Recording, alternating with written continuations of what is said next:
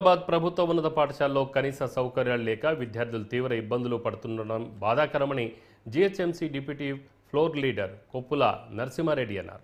పాఠశాలలో కనీస సౌకర్యాలు లేక విద్యార్థులు ఇబ్బందులు పడుతున్నారన్న విషయం తెలుసుకొని స్కూల్లోని తరగతి గదులను స్థానిక ప్రాంతాన్ని పరిశీలించారు. విద్యార్థులు ఎదుర్కొంటున్న సమస్యలను వారిని అడిగి తెలుసుకున్నారు. అనంతరం పాఠశాల ఫ్యాకల్టీ సమస్యల మీద వినతిపత్రం అందజేశారు. విద్యార్థులు ఎదుర్కొంటున్న సమస్యలపై ఉన్నతాధికారుల దృష్టికి తీసుకువెళ్లి పరిష్కరించే దిశగా ప్రయత్నం చేస్తానని ఆయన అన్నారు.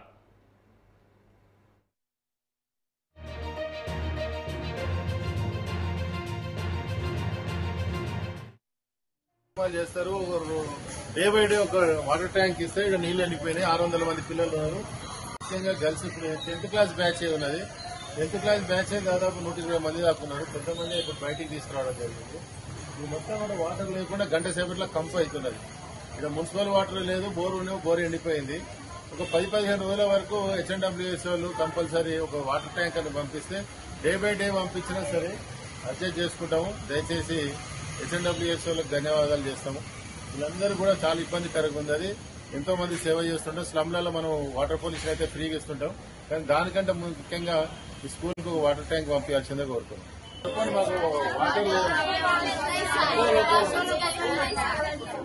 ఒక్కరు చెప్పారు.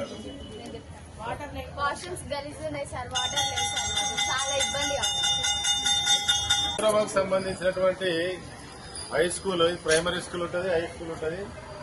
ఈ స్కూల్ కు దాదాపుగా 600 మంది, అంటే ఈ 2 years నుంచి ఆర్థిక భారం చాలా మంది ప్రైవేట్ లో తట్టుకోతే ఈ ఒక్క సంవత్సరంలో 300 మంది పిల్లలు పెరిగిండ్రు.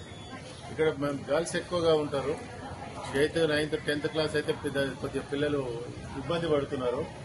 దీంట్లో నా మన్సూరాబాద్ లో వైన్స్ లో బార్లకు ఉన్నంత సౌకర్యాలు స్కూళ్ళకి లేవు. నా దగ్గర 6-7 స్కూల్ ఉన్నాయి. సిగ్గుపడాల్సి వస్తుంది. స్కూళ్లలోనేమో కనీసం టాయిలెట్స్ లేవు. వాటర్ వారం రోజులైంది, వీళ్ళకు వాటర్ లేదు. కింద గ్రౌండ్ బోర్ ఎండిపోయింది. బోర్ కూడా కొలాప్స్ అయిపోయింది.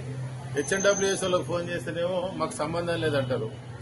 ఇప్పుడు ఈడ బోర్ వచ్చేది నిధులు లేవు. ఇది ఎవరికి చెప్పాలని అర్థం కాని పరిస్థితి. 20,000 30,000 అంటే మేము పెట్టగలుగుతాం, కానీ లక్షలలో ఉన్నటువంటి బడ్జెట్ ఇది. ఇక్కడ మన వైన్స్లు బార్ల కాడికి పోతేనేమో ఏసీలతోటి సర్వంగా సుందరంగా కూర్చొని తాగేటోళ్ళకు ఉన్నాయి. పిల్లలు చదువుకోవడానికి భవిష్యత్తు ఈ విధంగా ఉంది. వాళ్ళు ఒక్కొక్క వైన్స్ మీద ప్రభుత్వానికి ఎంత లేదన్నా కూడా 4 కోట్ల 5 కోట్ల రూపాయల ఇన్కమ్ వస్తుంది. ఏడా చుట్టుపక్కల వైన్స్లు ఉన్నా అందులో వచ్చే 10% స్కూల్లో కాలేజీలకు పెట్టినా కూడా ఈ బ్రహ్మాండంగా నడుస్తాయి. ఇట్లా టీచర్లు ఇబ్బంది పడుతున్నారు.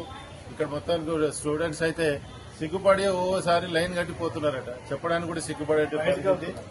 చాలా స్కూల్లో ఇదే పరిస్థితి. మన్సూరాబాద్ వెంటనే ఎంఈఓ గారు చూస్తారు, పోతారు, వెళ్లిపోతారు, కానీ ఏమాత్రం పట్టించుకునే పరిస్థితి. దయచేసి పట్టించుకోండి.